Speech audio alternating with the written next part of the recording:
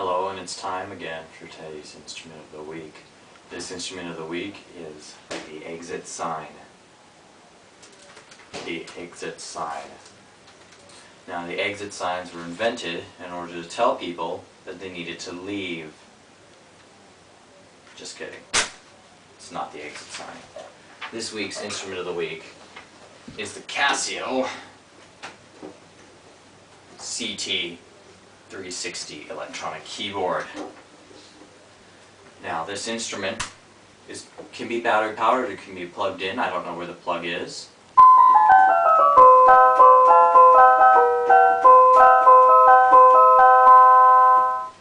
And it's fairly portable. You can carry it under your hands and stuff.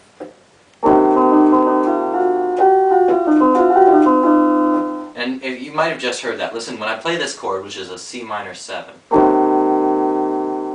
it just cuts out. It doesn't do the full sustain, which is a problem. It also doesn't have anywhere to hook up a sustain pedal.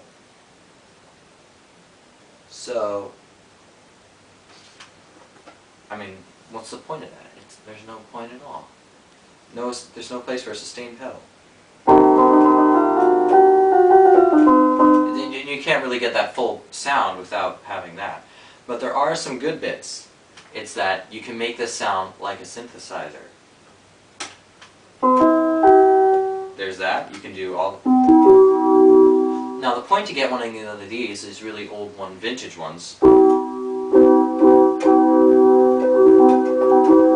Is they have sounds that you won't hear on other things because they are so terrible. Listen to what it thinks a synth sounds like.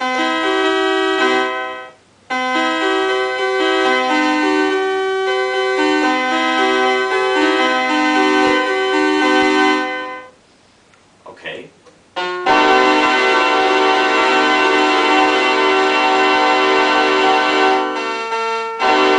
Also, it doesn't have touch.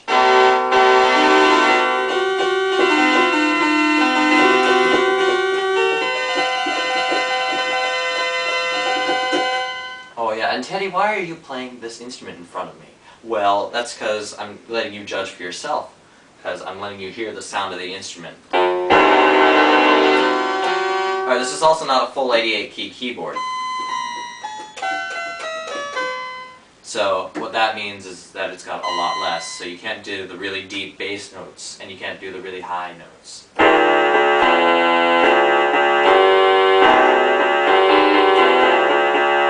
It's got electric piano. It's got electric guitar. That doesn't...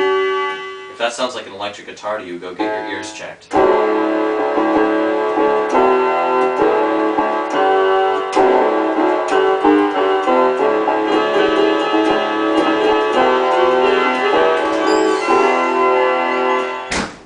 Alright, so it does that. And what sort of emotional thing are you doing that doesn't make sense? Shut up, Alex. It does that. But what's really cool about these things is that you can record something. So if you can't play something,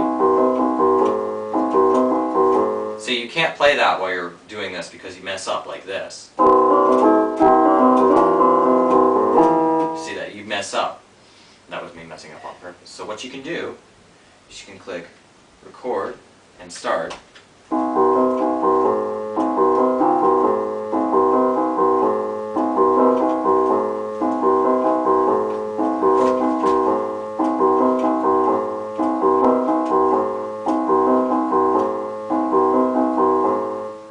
And then you can stop. Then you can play it.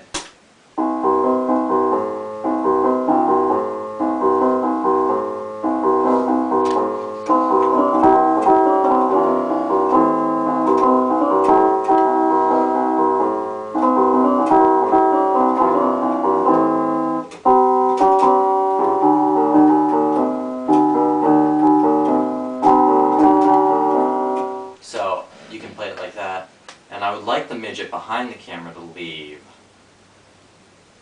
Alright, so you can do it like that. And you can also do an intro. You can also have cheap accompanying tracks. Listen.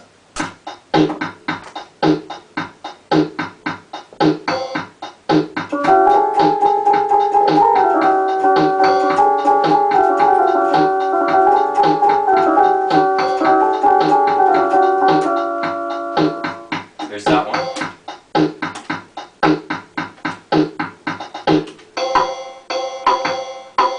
Swing. And you can do an intro and a fill. And you can do a synchro ending. Yeah, they suck pretty bad. But if you're the kind of person who's really into the electronic beats thing, then it's definitely going to be like.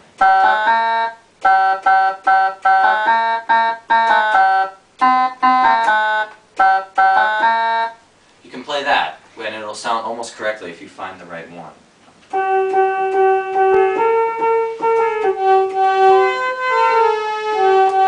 Now, history of the electronic keyboard. From Wikipedia, the free encyclopedia. An electronic keyboard or digital keyboard is a type of keyboard instrument. Its sound is generated or amplified by one or more electronic devices. Electronic keyboards were perhaps the most popular in the 1980s and are closely related to 1980s pop and new wave music, but they have remained popular since. And the line between professional and amateur is blurred because if you want some of these sounds, even though they sound like crap, you might want them for something specific. I don't know what.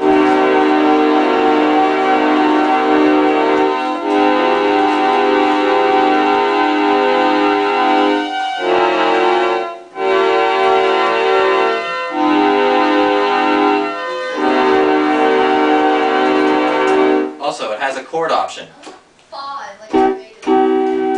Pretend that's a chord for a minute. So that's a C.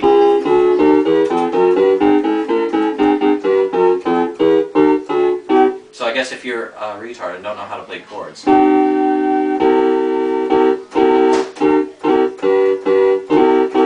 can do it like that, but you still have to know chords, because if you want to play a C minor, you've got to play the C and the E. You've got to play the C and the E flat. So there's no point to that at all. It just steals half of your keyboard just so it can do that. Now it is time to get over to the graph, that one, that you cannot see.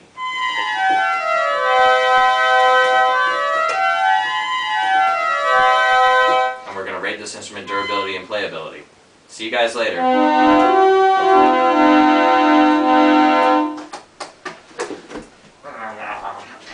It's Teddy with the graph for the musical instrument of the week.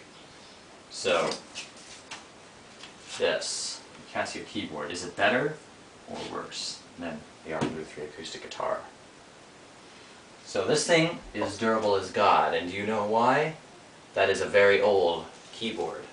It's like either from the 90s or the 80s. And when you get with electronics, it's very old. Now, so this is definitely somewhere very high on the durable thing.